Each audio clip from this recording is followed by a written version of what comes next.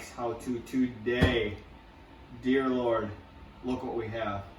We have a Toro lawnmower, and you may be looking at it and going, why isn't this thing in the garbage? Well, it kind of was. So I got this offer up, paid 25 bucks for it. You may think, oh my gosh, this is a piece of junk. I look at it and go, this is money in my pocket. Because I will fix this thing, I will make it shine, and it's going to look like a new lawnmower, and it will run perfect when I'm done with it. As you can see, it's full of crap all over it because it literally was sitting in a barn. So it's got garbage all over it, dirt all over it. On this side in front here, you can see how the front's kind of smashed away where he or whatever ran it into crap. The muffler housing is kind of bent here. The carburetor, well, here's the air cleaner. Somebody dropped something here, busted that completely off. The carburetor, they broke the top of the carburetor, so that's trashed. Otherwise, to me, looking at this, I'm good, man. I can make something out of this. I can fix it, and it will run again. And somebody will be using this in their yard at a much cheaper cost of buying one new at, say, Home Depot or something. So with that being said, let me get a couple parts, and I'll show you what I'm going to do next. Okay, so what we're working on here is a Toro. It's a 6 3/4 horsepower, 149cc mower with the Kohler motor on. Nice thing is the guy had the bag too, which is pretty sweet because a lot of times people don't have the bag. But if you take the bag off, once you start to like order parts for these things, the main thing is the sticker right back here. Usually this is where the stickers are located. That's your biggest thing, is your model number. A lot of times you're going to need the serial number because the serial number explains when it was built. So a lot of times on these sites you'll go on, it'll ask you for a breakdown of serial number, and then you'll figure out where it's built. On the back side here also, because a lot of sites, it'll tell you all the lawnmower parts, but you have to go to different sites to get the engine parts. So the engine parts, sometimes you'll have to go with this serial number, and then here's the model number of the engine, the Kohler engine, and you have to use a lot of these numbers a lot of times to figure out what parts you need for the motor as opposed to the actual mower itself. So anyway, so what I did is I already ordered the parts. Like I said, I needed a new air cleaner, so I get most of my parts from eBay. eBay is going to be your cheapest place to find parts. Out of every place, I usually always look Amazon. I don't like because it's $25 in shipping. Sometimes you have a $13 part or something like this. But if you go on to Toro's website or something like that, you're going to pay for this whole air cleaner housing. You might pay $30 or $40 for it. On eBay, I think I paid 16 bucks. I got the gasket, the cover, a filter, and then the rear housing for it. So also, I got a brand new carburetor for it. Again, you go on their website, you pay $42 for these. Some of these bigger websites, 42 bucks for these carburetors. eBay, $13. You know, you'd like, holy crap, 13 bucks, it's pretty good. This part's for another video for something else I'm going to be doing. But anyway, so with that being said, I think that all I need for this is pretty much the air cleaner housing and a new carb, and I will get her up running. So with that being said, I'm going to get started and show you what's got to be done.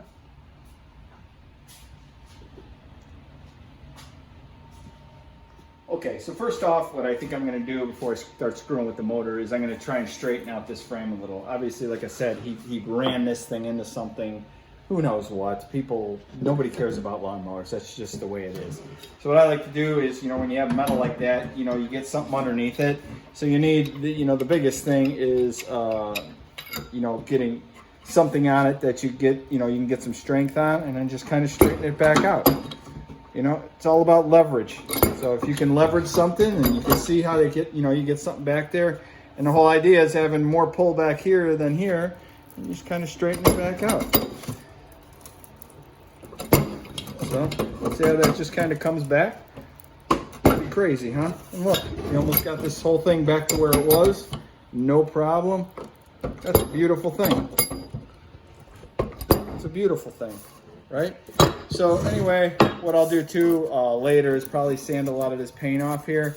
I have some spray paint in the garage that kind of matched the Toro. I've used it before, and it's a pretty good match. Maybe I'll cover up this sticker and just spray paint this over and, make it look good again. Maybe I might even pull the sticker off and just spray paint the whole entire part. One of the other things that is wrong with this, and you're gonna think, again, crazy, but you can see how the frame is split right here. So what I'm gonna do probably here is get a little piece of maybe 5/16, 3/8 metal rod, weld it to one side, straighten the frame back out. You can kind of see how it flexes, how I can flex it back and forth, but once I flip it over, I can kind of straighten it, weld one side, straighten this, pull this back, weld the rod back here, and snug it all up and be good as new. No problem at all. Again, it is roached, but I'm gonna make something out of it. You will see. Okay, so what I like to do too is, since we have the lawnmower on horses here, I like to choke the tires to keep it from rolling back and forth.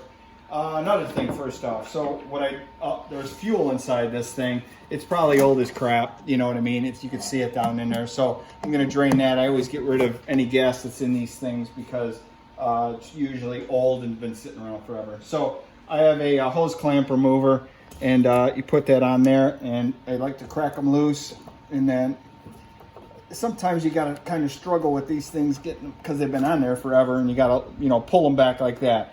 So then what I have is a hose line clamp. So what this does is the fuel that's in there, I'm gonna put it back here because I gotta pull the hose out, but it actually crimps onto the fuel line, and it'll cut off the fuel going out so it doesn't run all over the place, what is left in there. So I take my clamp remover and stick it on the end, and then kind of loosen the hose because sometimes they get sticky. They stick on there after a while. So I'm probably gonna get a little fuel out of here, but it won't run out for long, as you can see. So then pull it through the back side. And again, all mowers are different. They're not all the same because, again, this is a Kohler motor. I do a lot of Briggs and Stratton repairs, and I'll get into those in the other videos. But I just pull that out like that. I drain it into a glass bowl and just start letting her run.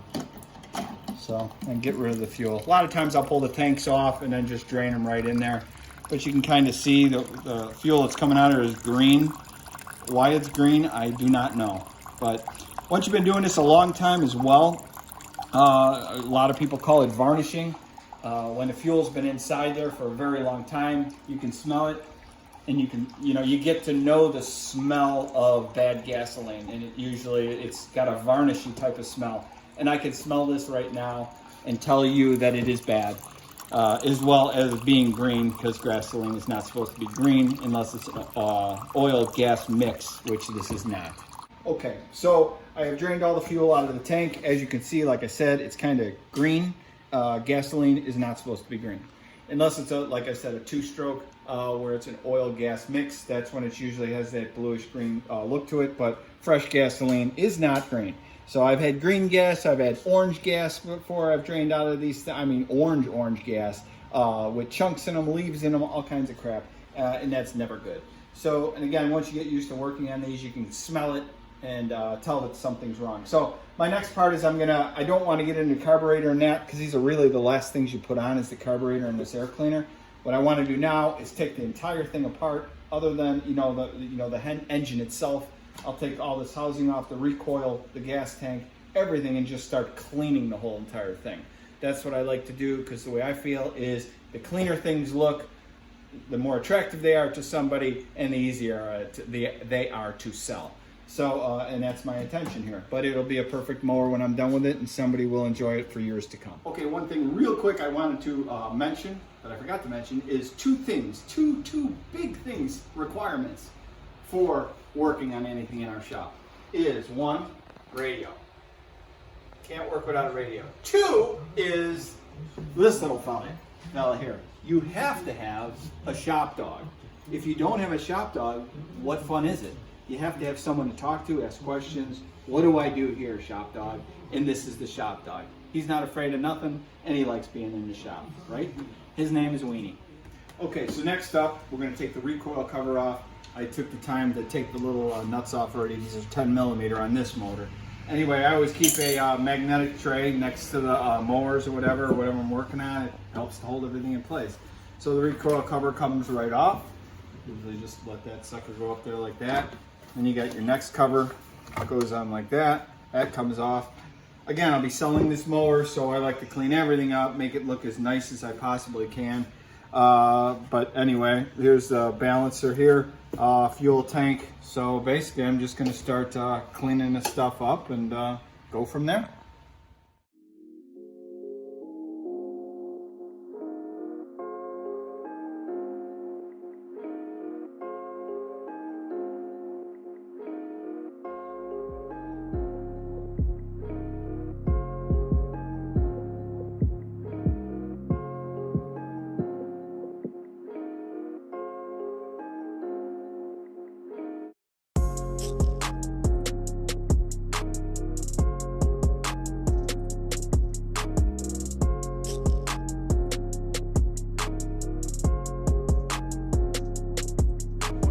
Okay, so what I'm doing now is, like I said, this is a full restoration of this lawnmower. I'm trying to make it look as nice as I can. So I like to give somebody a good product. So I pull everything off. So right now I took these two top studs out. Again, every lawnmower is different, you know. So these studs go in here, they hold that housing up, which holds the recoil on top. I pulled these out. That releases the gas tank, and then there's one more 10 millimeter nut down here, and comes completely off. So I'm gonna get cleaning that. Clean that in the sink with some degreaser and some stuff, and it's gonna look like new. Okay, so like I said, I just take, I have this Zep degreaser that I use. It's usually pretty good stuff. Just spray the whole tank with it, you know what I mean? I like letting it sit for a minute or two, and then I have like a parts brush that we usually use to clean stuff, like this. And you just give it the once over. Again, you just scrape everything just like you're washing anything, you know, simple stuff.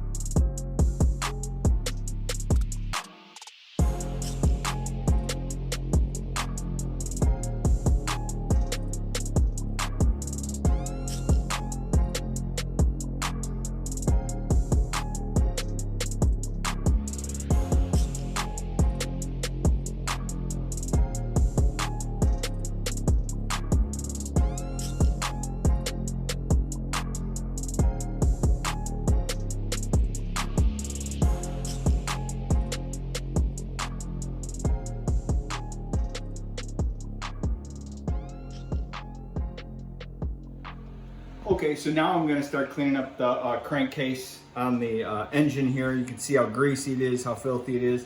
What I like to use is a carbon choke cleaner. But the only thing with this stuff, when you use it and you spray it, it tends to take the shine off the paint, so it kind of dulls it. So what I like to do is just kind of take paper towels or whatever you have, shop towels, blah, blah, blah, and just put them down underneath to kind of absorb it, because you kind of use a lot of it to do this. So I will spread this out, a few sheets of that, get it down here, you know, I like to put safety glasses on when I do this too, because it kind of, when you shoot it, sometimes it'll hit a goofy spot and it'll shoot up in your chops.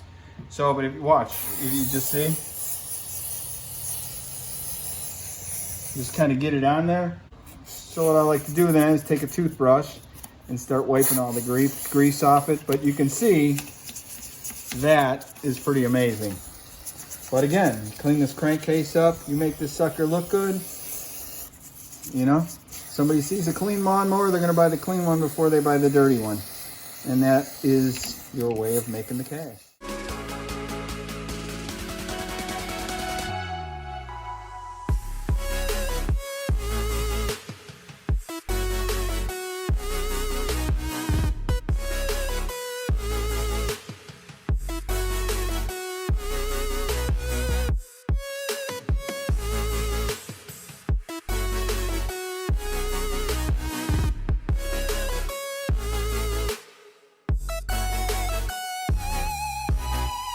Okay, so here we go. Like I said, I use brake parts, or I use carbon choke cleaner or throttle body cleaner to clean the crankcase. As you can see, it is clean. It does not look like it did before. So that is one heck of a clean crankcase. Got most of the oil off, made it, as presentable as I think it should be. It's pretty good. Like I said, it does eat away at the paint a little bit. You can kind of see, even though I had paper towels on there, I really had to spray a lot, so it did soak through a little, and it does eat the paint away. But that's not the worst thing that could happen. I can hit that with some spray paint. I have that Toro Red, and it's going to be just fine. But that's it for now. Next, I think I'm going to probably throw the carburetor on, get everything reattached here, and then go from there. Okay, so that's as far as I'm going to take this video. I don't want to make it too long, so I'm going to make it a two-parter. Next video, I'm going to show you putting the carburetor back on, the air cleaner back on, basically putting the lawnmower back together, getting the rest of it cleaned up, and then going from there. But thanks for watching, and we'll see you in the next video. Okay, folks, like, comment, share, and subscribe, and I will see you in the next video of putting this sucker back together.